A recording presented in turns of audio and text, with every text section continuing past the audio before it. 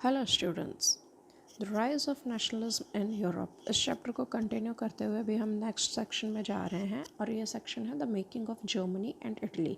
इसमें हमें देखना है कि किस तरह से जर्मनी, इटली एंड ब्रिटेन एक नेशन स्टेट में कन्वर्ट हुए।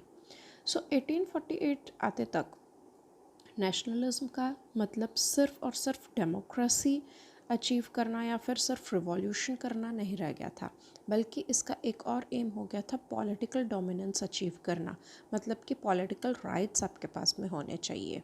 तो इसी तरह से फर्स्ट हमको देखना है कि यूनिफिकेशन ऑफ जर्मनी में क्या क्या हुआ, किस तरह से लोगों ने वहाँ पर पॉलिटिकल डोमिनेंस अचीव किया। लास्ट सेक्शन में हमने देखा था कि किस तरह से लोगों का एक मोमेंट सप्रेस कर दिया गया था। The efforts which were made by middle class Germans to write different regions of German Confederation into a nation state was made in 1848. तो ये जो एफर्ट था लोगों का, ये सप्रेस कर दिया गया था बाय मोनार्की। आप लोगों को याद होगा कैसे last time saint means church में जो सेरेमोनियल फंक्शन हो रही थी उसमें किस तरह से किंग ने डिनाई कर दिया था क्राउन ओन करने से, और किस तरह मोनार्की ने with the help of military and junkers means जो लैंड ओनर्स थे उनके साथ में किस तरह से इस मूवमेंट को सप्रेस कर दिया गया था। तो नेशनलिज्म जो है, यूनिफिकेशन ऑफ जर्मनी है, वो स्टार्ट हुआ under the leadership of Prussia के लीडरशिप के अंडर ये मोमेंट स्टार्ट हुआ, जिसमें कि ऑटो वन बिस्मार्क एक बहुत ही इंपॉर्टेंट कैरेक्टर है यूनिफिकेशन ऑफ जर्मनी में। इन्होंने एक बहुत ही इंपॉर्टेंट रोल प्ले किया। इन्होंने क्या किया, ये एक मेन लीडर थे जिन्होंने नेशनल बिल्डिंग प्रोसेस में अपना कंट्रीब्यूशन दिया।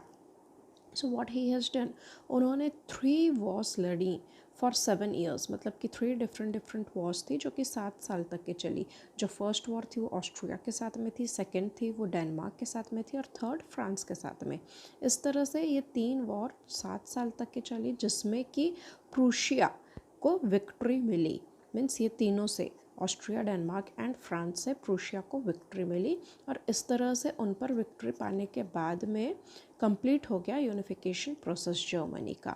जनवरी 1871 में केशर विलियम वन को वहाँ का न्यू एम्परर डिक्लेयर कर दिया गया, और जब न्यू एम्परर आया तो उन्होंने currency, banking and judiciary system जो भी थे उनको चेंज किया। मीन्स जो पहले वहाँ पर चल रहे थे उनमें कुछ नया मॉडिफिकेशन ला करके इंट्रोड्यूस किया गया।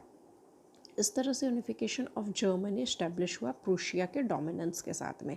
मीन्स प्रूशिया के इनिशिएशन से ही हमने ये देखा ना कि थर्ड पॉइंट में कि unification process under the leadership of Prussia, तो प्रूशिया के लीडरशिप में ये काम शुरू हुआ था। तो जब unification of Germany, okay, Germany जो है उसका बाकी के यूरोपियन जो कंट्रीज़ हैं उस पर उसका डोमिनेंस शुरू हो गया after the unification of Germany. आपको मालूम होगा प्रूशिया और जर्मनी मीन्स जो करंट जर्मन नेशन है उसको ही पहले प्रूशिया कहा जाता था। So likewise the unification of Germany was over. Now come to unification of Italy.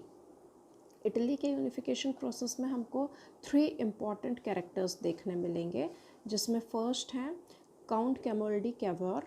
He is called as the brain of Italy, okay, या फिर उनको बिस्मार्क ऑफ इटली भी कहा जाता है। क्यों बिस्मार्क ऑफ इटली कहा जाता है? क्योंकि ऑटो वन बिस्मार्क जिन्होंने जर्मनी के यूनिफिकेशन प्रोसेस में इतना इम्पॉर्टेंट रोल प्ले किया था, एंड सेकंड थिंग वो मिलिट्री से रिलेटेड थे। तो यहाँ पर कैवर भी मिलिट्री से रिलेटेड है और उन्होंने भी एक बहुत इंपॉर्टेंट रोल प्ले किया है यूनिफिकेशन ऑफ इटली में, इसलिए उनको बिस्मार्क ऑफ इटली भी कहा जाता है। इंपॉर्टेंट है for 1 mark question. Second, Giuseppe Mazzini, उनको सोल ऑफ इटली कहा जाता है। क्यों कहा जाता है? क्योंकि हमने देखा है पहले भी कि गिउसेप्पे मज़ीनी किस तरह से सीक्रेट सोसाइटीज़ फॉर्म करते हैं और किस तरह से वो इंस्पायर करते हैं लोगों को, तो उनका भी एक बहुत ही इंपॉर्टेंट कंट्रीब्यूशन है। एंड थर्ड है गिउसेप्पे गैरिबल्डी। गिउसेप्पे गैरिबल्डी इसलिए कहा जाता है क्योंकि इन्होंने वॉर लड़ी है इटली के लिए। कैवर ने अपना दिमाग यूज़ किया है, बाय हिज डिप्लोमेटिक पॉलिसीज़ उन्होंने इटली को विन दिलाई है, और Garibaldi by his par means Bismarck he was related to war, but here Garibaldi he is related to war and Cavour he is related to strategy formation. So likewise these 3 characters are very important. Unification of Italy process में 4-5 steps है जो आपको बिल्कुल अच्छे से याद करनी है। सो फर्स्ट स्टेप है मिड 19th सेंचुरी में क्या क्या हुआ, हमको वहाँ के एरिया के बारे में नॉलेज होना बहुत ज़रूरी है। तो पहले इटली, जो करंट इटली है, वो 7 स्टेट्स में डिवाइडेड था, जिसमें से कि ओनली सर्डिनिया पॉडमेंट वो इटालियन प्रिंस से रूल किया जाता था। बाकी सारी जगहों पे दूसरे डायनेस्टी के लोग हुआ करते थे। जैसे कि north was ruled by Austrian Habsburg, north side में ऑस्ट्रियन हैप्सबर्ग थे, Austrians, okay. Whereas the centre was under Pope, centre में पोप थे। And south, south means the kingdom of two Sicilies, वहाँ पर बॉर्बन किंग थे जो कि Spain से थे। सो इस तरह से अलग अलग एरियाज़ में अलग अलग डायनेस्टी के लोग थे। सिर्फ सर्डिनिया पॉडमेंट में ही इटालियन प्रिंस हुआ करते थे। Around 1830s, for uniting Italian republic, Giuseppe Mazzini program was form. जब मैंने आपको बताया कि क्यों ग्यूजिपी मजीनी को सोल ऑफ इटली कहा जाता है, बिकॉज उनकी इंस्पिरेशन ने इटली यूनिफिकेशन में बहुत ज़्यादा कंट्रीब्यूशन प्ले किया है। लोगों को इंस्पायर करना एक बहुत बड़ी बात होती है। तो उन्होंने क्या किया, यंग सोसाइटी करके, यंग इटली नाम की सीक्रेट सोसाइटी इस्टेब्लिश की, जिसका मेन पर्पस क्या था कि लोगों को इंस्पायर करना फॉर रिवॉल्यूशन फॉर डेमोक्रेसी। तो इस तरह से उनका एक बहुत बड़ा कंट्रीब्यूशन रहा है। और हमने प्रीवियस सेक्शन में देखा है, सेक्शन 3 में, कि किस तरह से 1831 से 1848 तक के जो रिवॉल्यूशन है वो मोनार्की ने किस तरह से सप्रेस किया है। तो उस टाइम पे विक्टर एमनुएल II थे किंग और मोनार्की, तो उन्होंने ये सारे अपराइजिंग्स को सप्रेस कर दिया था। इसके बाद आता है काउंट केवर। काउंट केवर जो है वो चीफ मिनिस्टर ऑफ सर्डिनिया पॉडमेंट हैं, जिन्होंने कि यूनिफिकेशन ऑफ इटली में एक बहुत ही मेजर रोल प्ले किया है। Because of his diplomatic strategies, war लड़ने के लिए या कोई भी चीज़ पाने के लिए एक अच्छी खासी प्लानिंग होना बहुत ज़्यादा ज़रूरी है। तो काउंट केवर, इसलिए उनको ब्रेन ऑफ इटली भी कहा जाता है, क्योंकि उन्होंने जो स्ट्रेटेजिक मूव बनाए, उन्होंने जो डिप्लोमेटिक पॉलिसीज़ बनाई, उसके कारण इटली को सक्सेस मिली। तो क्या थी वो डिप्लोमेटिक पॉलिसी? वो था कि हम फ्रांस के साथ में एक अलायंस बना लें।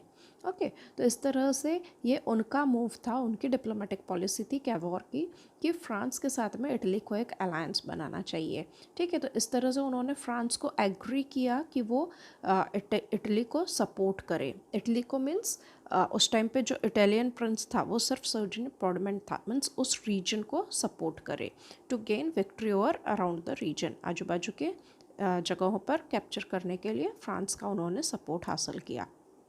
देन थर्ड स्टेप है 1859 में क्या हुआ, Austrian forces were defeated by France plus Sardinia Piedmont. Okay, मैंने आपको यहाँ पे बताया कि उन्होंने अलायंस फॉर्म की और इस अलायंस ने मिलकर के फिर ऑस्ट्रियन फोर्सेस को हराया।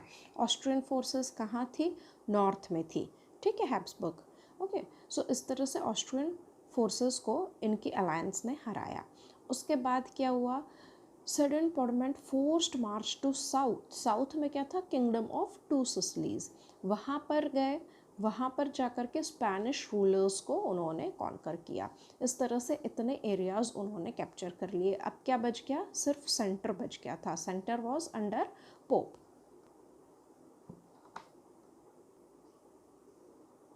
ये आप मैप की हेल्प से देख सकते हैं।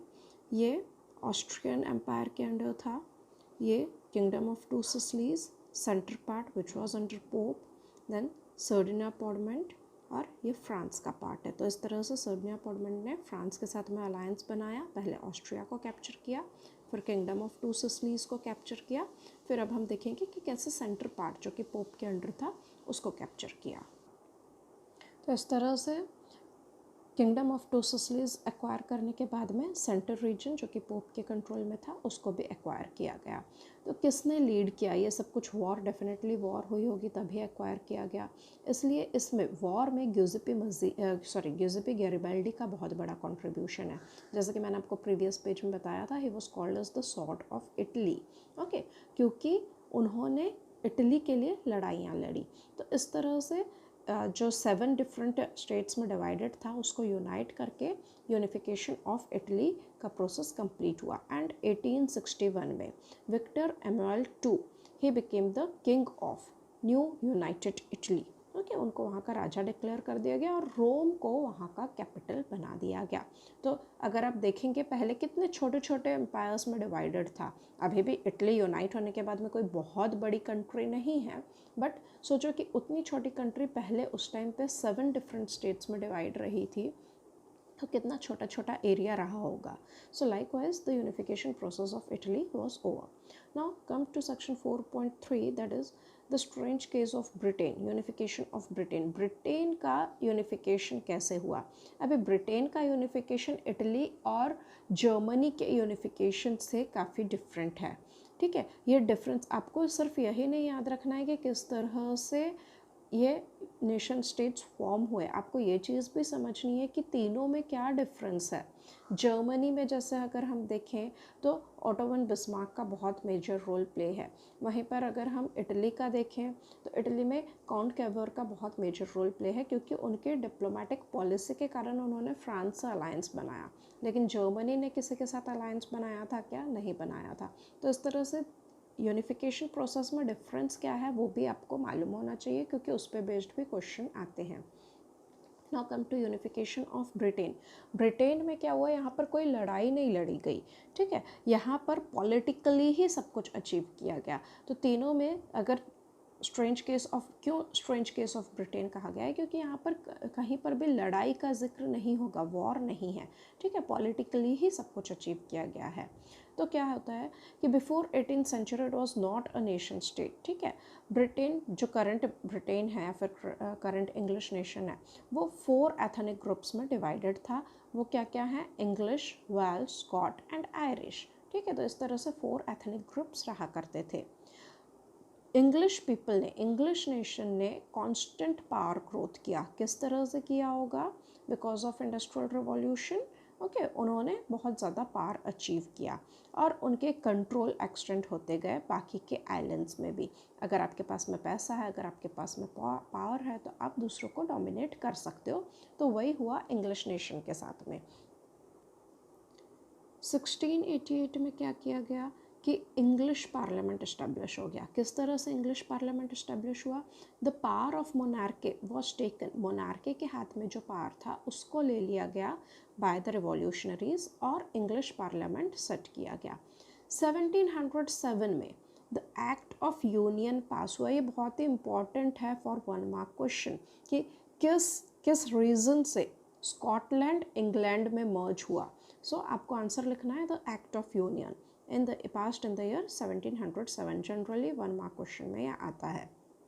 तो इस तरह से इंग्लैंड में स्कॉटलैंड मर्ज हो गया और इस तरह से United Kingdom of Great Britain form हुआ। तो what is the result of Act of Union? It was the formation of United Kingdom of Great Britain. और United Kingdom of Great Britain में क्या क्या आता है? स्कॉटलैंड और इंग्लैंड। तो ये हुआ था 1707 में। और इसके बाद से स्कॉटलैंड और आयरलैंड में कम्प्लीटली इंग्लैंड का डोमिनेंस क्रिएट हो गया। मतलब कि उनको हर रेस्पेक्ट में, फिर वो फाइनेंशियली हो, सिक्योरिटी वाइज हो, पॉलिटिकली हो, हर चीज़ में स्कॉटलैंड एंड आयरलैंड को इंग्लैंड का डोमिनेंस फील करना पड़ता था। क्योंकि हमने यहाँ पर देखा कि इंग्लिश पीपल का कॉन्स्टेंटली पावर इंक्रीज हो रहा था और वो पावर आजू बाजू के जो आइलैंड्स थे उस पर भी इफ़ेक्ट डाल रहा था। वो उनके ऊपर कंट्रोल स्टैब्लिश करना चाहते थे। तो इस तरह से स्कॉटलैंड और आयरलैंड में कम्प्लीटली इंग्लिश डोमिनेंस हमको देखने के लिए मिला। आयरिश रिवॉल्यूशनरी थे वॉल्फ, उन्होंने अपने आयरिशमैन के साथ में मिलकर के 1798 में एक रिवॉल्यूशन किया जो कि अगेंस्ट ब्रिटिश एम्पायर था। लेकिन वो रिवॉल्यूशन फेल हुआ मीन्स इन रिवॉल्यूशनरीज़ को सक्सेस नहीं मिल पाई, दे वर captured by British forces.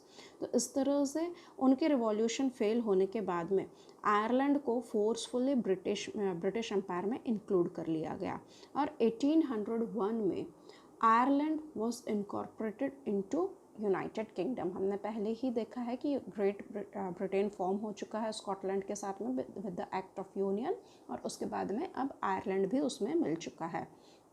The British nation was formed with including various symbols. जो नया ब्रिटिश नेशन फॉर्म हुआ था उसके बहुत सारे सिम्बल्स थे, जैसे कि फ्लैग, नेशनल एंथम, और इंग्लिश बिकेम द लैंग्वेज। सो इस तरह से एक मैप के हेल्प से मैं आपको एक्सप्लेन करती हूँ कि ये जो है, ये वाइट वाला रीजन जो है ये वेल्श लोगों का है, ये ग्रेश जो रीजन है ये इंग्लिश लोगों का है, ये स्कॉटिश लोगों का है, और ये है नॉर्दर्न आयरलैंड, और ये कंप्लीट आयरिश लोगों का रीजन है। तो इस तरह से सबसे पहले क्या हुआ, स्कॉटलैंड को Great Britain means England and Scotland merge हुए एंड ग्रेट ब्रिटेन फॉर्म हुआ। अगर हम ब्रिटिश के बारे में, ब्रिटिश एम्पायर के बारे में बात करें तो यूनाइटेड किंगडम क्या है, ग्रेट ब्रिटेन जिसमें कि Scotland, Wales plus English, okay, ये होता है यूनाइटेड किंगडम। और यूनाइटेड किंगडम में नॉर्दर्न आइलैंड भी इंक्लूड होता है। और ब्रिटिश एम्पायर में बाद में, जो कि हमने देखा कि वॉल्फ के रिवॉल्यूशन फेल होने के बाद में रिपब्लिक ऑफ आयरलैंड या फिर आयरलैंड ब्रिटिश एम्पायर का पार्ट बना। तो सबसे पहले ग्रेट ब्रिटेन फॉर्म हुआ, उसके बाद में यूनाइटेड किंगडम, और लास्ट में आयरलैंड को इंक्लूड करके ब्रिटिश एम्पायर फॉर्म किया गया। तो इस तरह से यूनिफिकेशन ऑफ ब्रिटेन का प्रोसेस कंप्लीट होता है। Section 5, visualising the nation. अभी नेशन फॉर्म होने लग गए थे। हमने नेशनलिज्म इन इंडिया में देखा है कि किस तरह से भारत माता की फिगर को पोर्ट्रे किया जाता है। वैसे ही जब हम फीमेल फिगर को पोर्ट्रे करते हैं, जिससे कि हम ideas of liberty, justice and Republic, इस तरह से एक फीमेल फिगर के आइडिया से हम पोर्ट्रे करते हैं, उसको हम एलोगेरी कहते हैं। तो ये अगेन इम्पॉर्टेंट है फॉर 1 मार्क क्वेश्चन। तो इस तरह से वहाँ पर भी एलोगेरीज फॉर्म होना शुरू हो गई थी यूरोपियन कंट्रीज़ में। तो उनको क्या करते थे, स्क्वायर्स में जाकर के, मतलब जो भीड़ भाड़ वाला इलाका है जहाँ पर लोग गैदर होते हैं, ऐसे एरियाज़ में एलोगेरीज को सेट किया जाता था।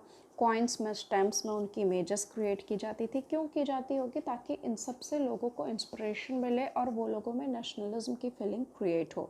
तो इस तरह से फ्रांस की जो एलोगेरी है उसका नाम है मैरीने, एंड जर्मनी की जो एलोगेरी है उसका नाम है जर्मेनिया। जर्मेनिया को एज अ हीरोइक, मीन्स आप बुक में इमेजेस देख सकते हैं, एज अ हीरोइक फिगर दिखाया गया है, एज अ वॉरियर दिखाया गया है। वहाँ पर उनको क्राउन दिया गया है which is made of oak leaves. तो ओक जर्मन में किस चीज़ के लिए स्टैंड करता है, to show the heroism. Okay, तो इस तरह से अलग अलग आर्टिशंस ने जर्मेनिया को अलग अलग रिप्रेजेंटेशन दिया है ताकि लोग इंस्पायर हों और नेशनलिज्म का फीलिंग क्रिएट हो।